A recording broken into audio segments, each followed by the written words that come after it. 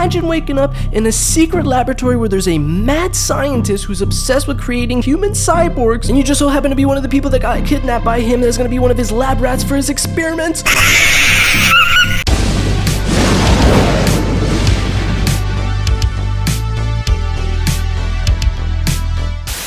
What's up guys, my name is Enzo and today I'm going to be talking about The Subject, which is a horror segment in the movie VHS 94. Now I usually talk about movies on this channel, but today I want to talk specifically that horror segment just because it stood out so much and it was that good. And VHS 85 is right around the corner, dropping on October 6th on Shudder. So I decided to rewatch a couple of the VHS movies and talk about my favorite segments in the entire franchise. So let's talk about The Subject. Now The Subject might be one of the scariest things I've ever seen, not just in the VHS franchise, and I gotta shout out the director. I'm gonna butcher his name, but Timo Tjanto?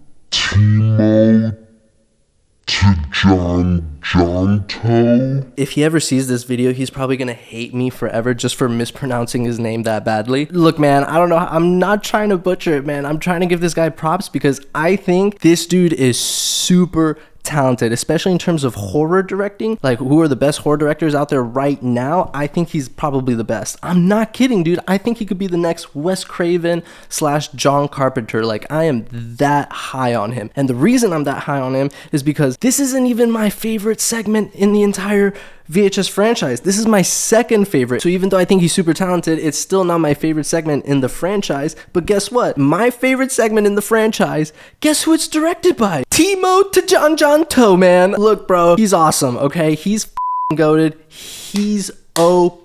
Alright? But the segment starts out and it's shot from the perspective of the subject, which we know as Subject 99. I mean, could you imagine what this person's got? I mean, just imagine waking up in a secret laboratory where there's a mad scientist who's obsessed with creating human cyborgs, and you just so happen to be one of the people that got kidnapped by him that's gonna be one of his lab rats for his experiments. That right there is everyone's worst nightmare. That is everybody's worst nightmare. And then we see the mad scientist like experimenting on this dude that's like strapped in and he can't do anything. He's like panicking and all stressed out. Bro, this movie gives me Human Centipede vibes. Just think about it. Mad scientist kidnaps his victims, experiments on them, except this movie is not as disgusting and is actually scarier because his test subjects or his experiments are actually dangerous. I mean, let's be honest, no one's really scared of the Human Centipede. I mean, like, I could just stomp the out of that thing, you know what I'm saying? But the robots in this segment, oh no.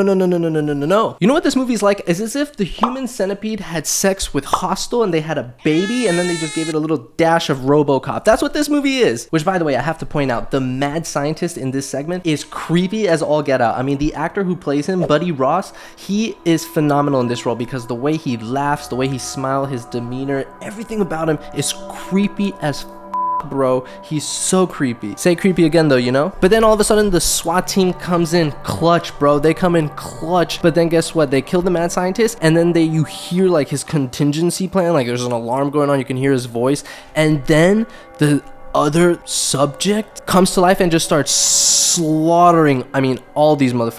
The next 5 to 10 minutes just might be the most intense horror cinema I've ever seen. I know I keep saying shit like this, bro, I'm serious, bro. There's nothing more intense than this. And that's partly due to the monster design. I love the creature design in this. I mean, I want to shout out everyone that worked on it. I'm talking about the artist, the makeup designer, the prosthetics, the special effects, whoever worked on this monster, bro, hats off to you guys. You guys are awesome. That definitely has to be one of my favorite monsters like ever, like up there with Predator and Alien. I'm not kidding, bro. That thing is terrifying. Look at it. Could you imagine that thing coming after you? That is insane. Human robot hybrid cyborg monster experiment, whatever the that thing is. And not just that monster, because shortly after we get to see like the Subject 99 face a mirror and get the reflection, and I mean, she looks so weird as well, and it's just like, oh my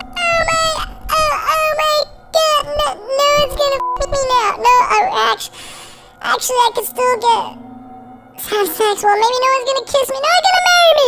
No one's gonna marry me. Actually, maybe, you know what? Let's move on. Then towards the end, we get this like gameplay-like first-person shooter, which is so, I've never seen this in any movie ever. I mean, this was actually crazy. And if you're a video gamer, you have to appreciate this first person shooter like scene. It just makes it fun. In my opinion, I think it's fun. So yeah, this segment is well directed, well acted, awesome creature designs, well executed. The pacing is great from start to finish. Your eyes are just glued to the screen. So that makes the subject one of my favorite VHS segments in the entire franchise. So comment down below, what do you guys think about the subject? Is it one of your favorite segments in the franchise? Am I overhyping the shit out of it? Drop it down in the comments. Let me know if you're excited for VHS 85, and as always, I will catch you guys on the next one. Peace. Now hold on, before I go, tell me this motherfucker isn't obsessed with Toy Story. Tell me this scene right here isn't inspired from the toy in Toy Story. Dude, that is the scary toy at the end of Toy Story 1, bro. I know, because that